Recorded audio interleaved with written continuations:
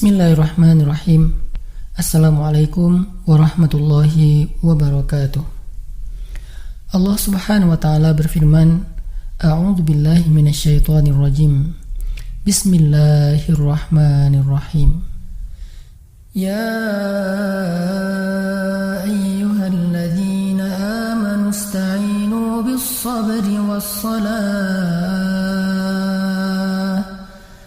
Innallaha ma'as-sabirin.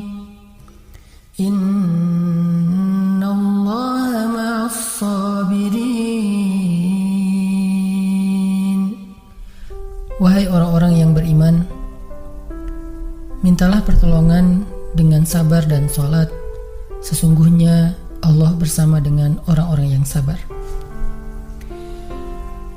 Kita sering mendengar ayat ini disampaikan oleh para ulama, para da'i, para ustadz, tentang bahwa salah satu di antara cara menjemput pertolongan Allah subhanahu wa ta'ala itu adalah dengan melakukan ibadah sholat. Pertanyaannya adalah, sholat yang seperti apakah yang bisa menjemput pertolongan Allah dalam kehidupan kita pada saat kita sedang mengalami ujian yang berat? Banyak orang yang bilang, saya sholat tapi kok hidup saya gini-gini aja. Banyak orang yang bilang, saya udah sholat tetapi kok doa saya belum diijabah. Saya udah sholat tapi kok masalah saya masih belum selesai. Saya udah sholat tetapi kok musibah saya terus beruntun, tidak pernah berhenti. Saya udah sholat, tapi kok musibah terus terjadi dalam hidup saya. Sehingga teman-teman yang dirahmati Allah, kita perlu belajar. Sholat yang seperti apa yang bisa menjemput pertolongan Allah subhanahu wa ta'ala secara ajaib. Mari kita renungkan sebuah kisah yang pernah disampaikan oleh sahabat Anas bin Malik radhiyallahu an. Bahwa dahulu di masa Nabi ada seorang laki-laki di kota Madinah yang melakukan perjalanan antara Syam ke Madinah untuk berdagang.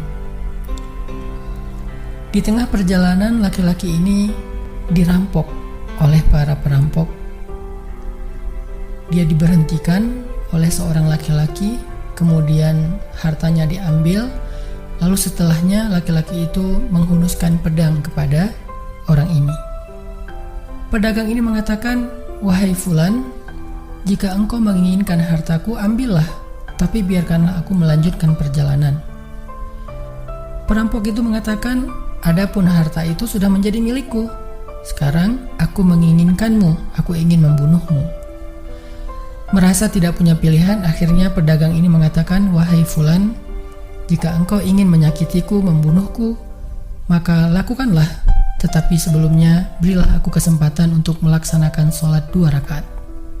Lalu perampok ini mengatakan, ya sudah, kalau begitu sholatlah, aku akan berikan engkau waktu sebentar. Maka pedagang ini pun mendirikan sholat dengan sholat yang sangat khusyuk. Di dalam sholat, laki-laki ini setelah membaca Al-Fatihah, dia membaca sebuah ayat di dalam surat An-Naml ayat 62. Apa ayatnya? Dia membaca kalimat, أَمَّنْ يُجِيبُ الْمُضْطَرَّ إِذَا دَعَاهُ أَمَّنْ يُجِيبُ الْمُضْطَرَّ إِذَا دَعَاهُ وَيَكْشِفُ السُّوءَ وَيَجْعَلُكُمْ خُلَفَاءَ الْأَرْضِ أَإِلَٰهٌ مَّعَ اللَّهِ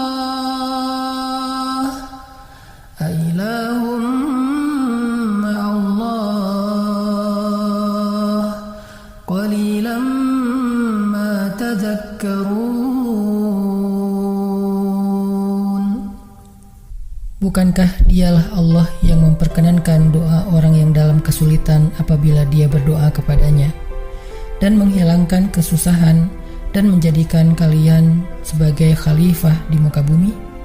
Apakah di samping Allah ada Tuhan lain yang patut disembah atau dimintai pertolongan? Sedikit sekali dari nikmat Allah yang kalian ingat. Shadaqallahul azim.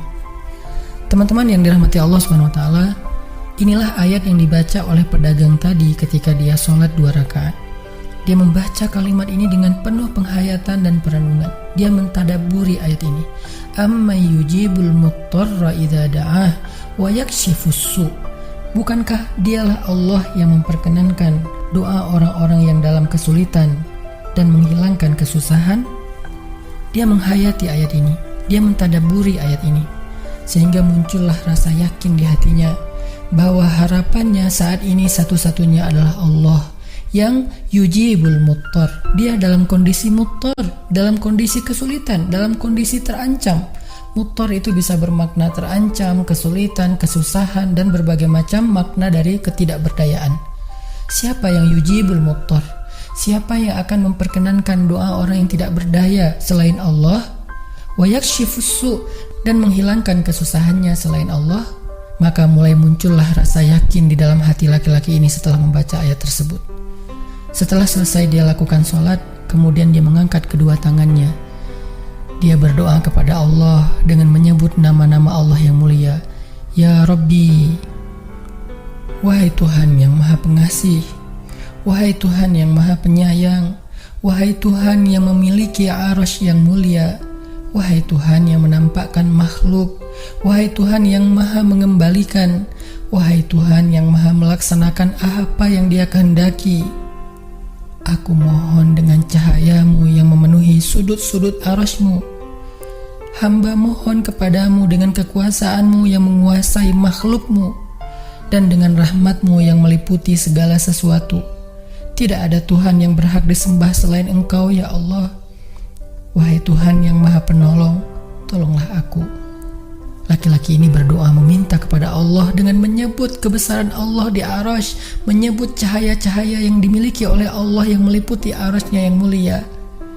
Tiba-tiba setelah selesai berdoa, muncullah seorang laki-laki dengan pakaian hijau bercahaya. Dia mengendarai seekor kuda berwarna abu. Dia mengeluarkan pedang. Lalu perampok tadi mencoba untuk menyerang laki-laki berkuda itu. Tetapi laki-laki berkuda itu menendang dengan kudanya sehingga perampok ini terhempas, terjatuh. Kemudian laki-laki tersebut membunuh perampok itu seketika. Kemudian pedagang itu bertanya, "Siapakah Tuan?" Lalu penunggang kuda itu menjawab, "Ketahuilah, saya adalah malaikat yang turun dari langit ketiga. Ketika kamu berdoa kepada Allah kali yang pertama, kami para malaikat mendengar suara gemerincing dari pintu-pintu langit. Sehingga para malaikat bertanya-tanya, apa yang sedang terjadi? Tiba-tiba muncullah doamu yang kedua, hingga pintu-pintu langit terbuka dan nampaklah cahaya yang sangat benderang. Dan di doamu yang ketiga, datanglah malaikat Jibril kepada kami seraya berseru, siapakah di antara kalian wahai para malaikat yang mau menolong hamba Allah itu? Lalu aku memohon kepada Allah agar Ia mengizinkanku melaksanakan tugas ini.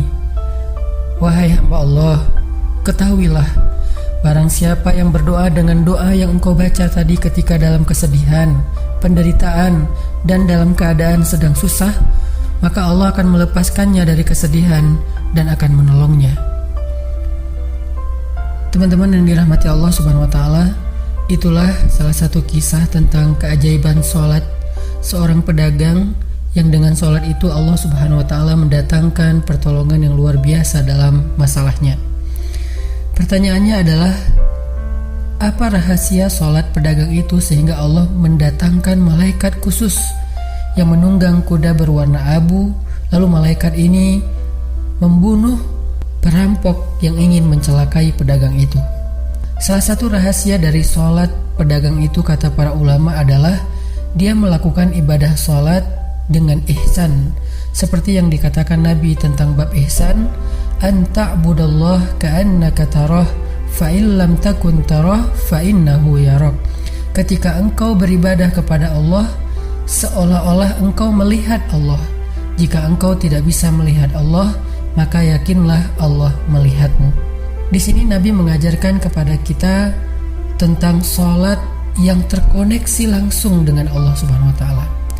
terkoneksi dalam yakin dan iman sampai seolah-olah kita melihat Allah.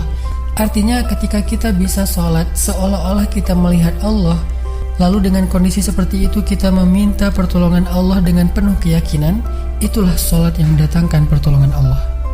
Atau kalau kita nggak bisa membayangkan bahwa kita melihat Allah karena itu memang sulit, maka yakinlah Allah melihat kita dan itu pasti.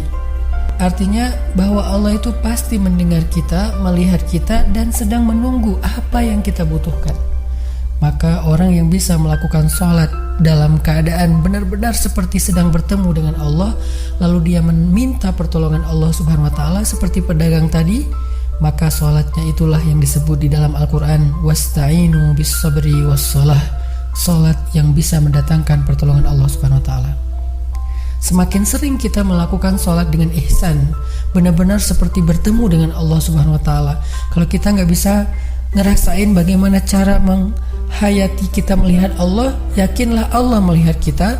Dan kalau kita bisa mendawamkan ini dalam sholat 5 waktu dan dalam sholat-sholat sunnah kita yang lain, terutama sholat tahajud, maka insya Allah sholat kita sudah menjadi jalan keajaiban dalam kehidupan kita.